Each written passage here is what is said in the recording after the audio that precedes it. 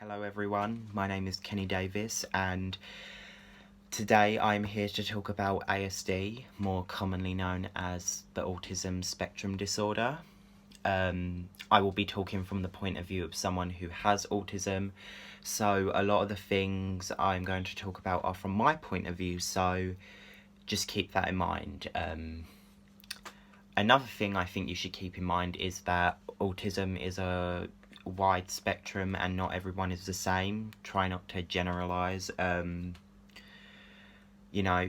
Some people are higher functioning and some people are lower functioning. It affects people in different ways. I guess there's different levels to it and layers.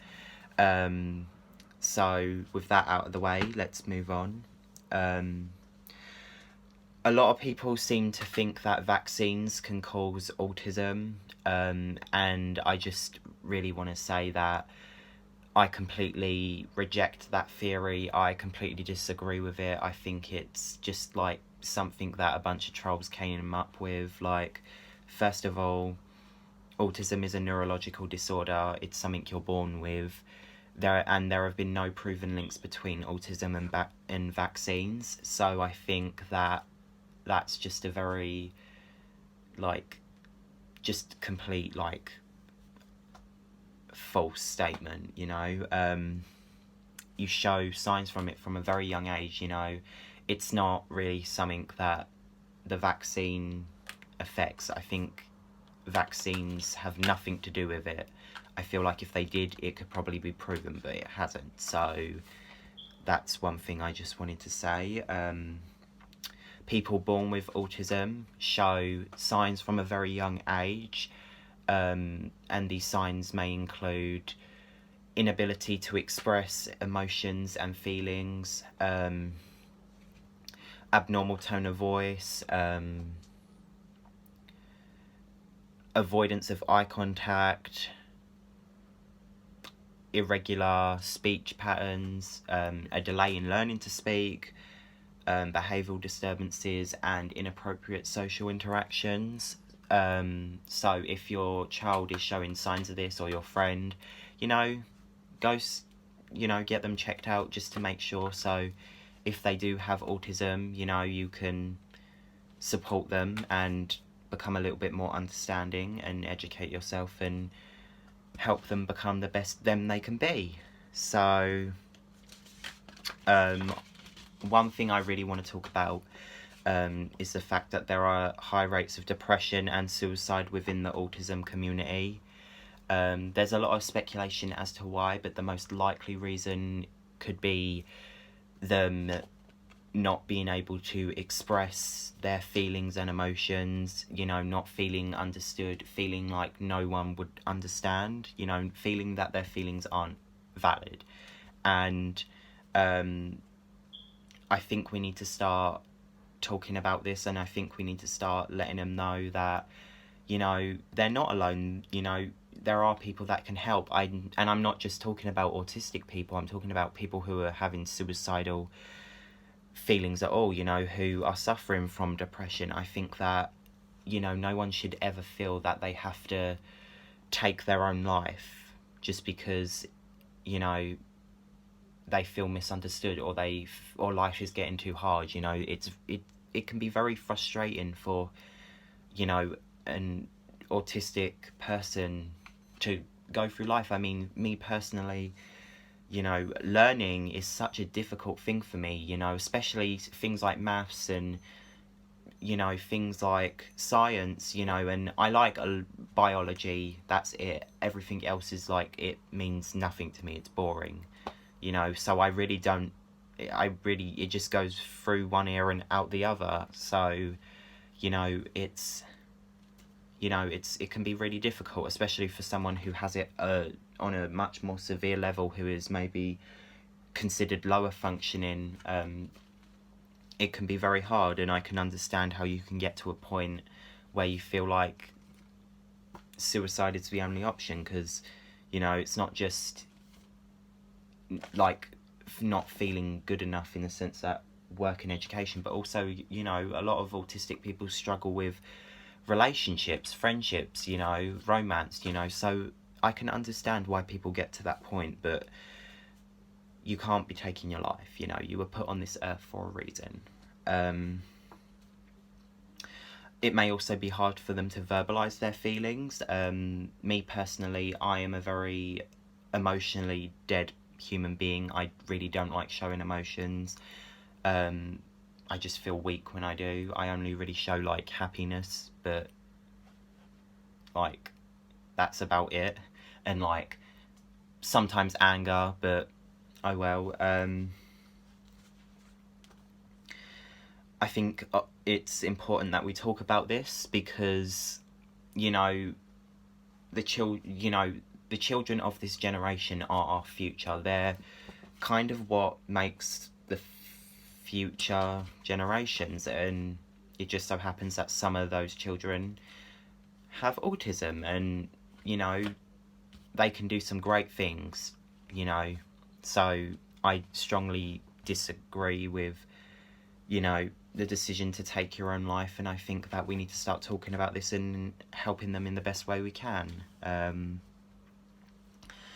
If you have a history of autism or any other disorder, then you're much more likely to have children with it. On my mother's side of the family, autism and other disorders, you know, it's you know, it runs in my mother's blood. So when she had me, and she also has a brother who has autism too.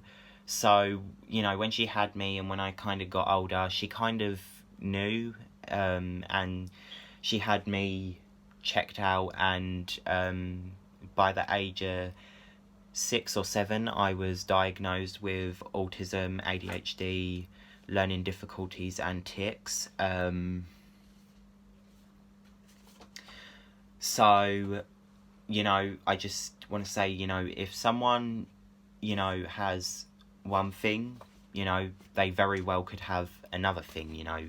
I think, you know, my ADHD and my autism and my learning difficulties and my tics, I think it kind of overlaps a lot.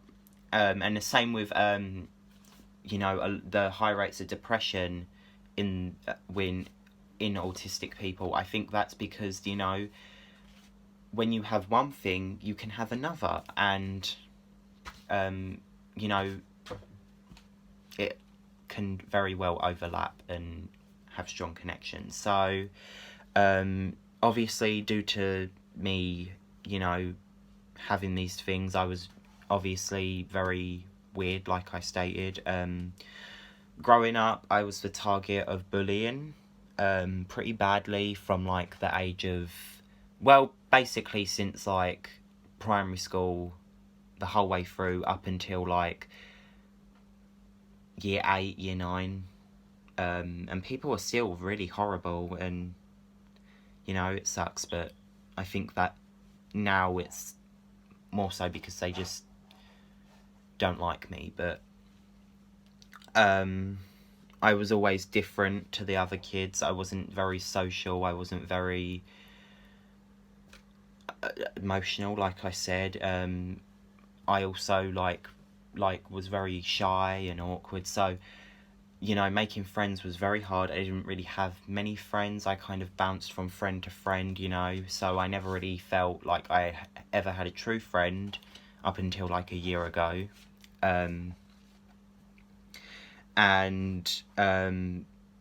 obviously being bullied so badly because, you know, I wasn't the smartest or because I had weird behaviour definitely did affect me. You know, I like to act like I'm really tough, and it did affect me. You know, I became a very miserable and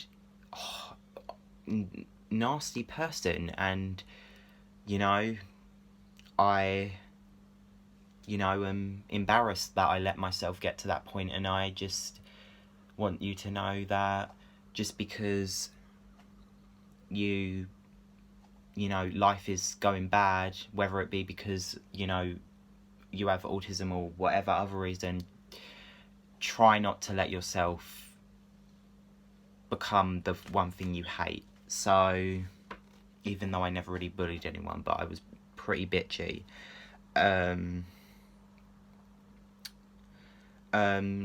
You know, now things are progressing in society. Like, we have schools, you know, you can get your checked out and diagnosed, and, you know, there's lots of things that can help, but I feel like the main problem is the like, most people just don't know anything about it.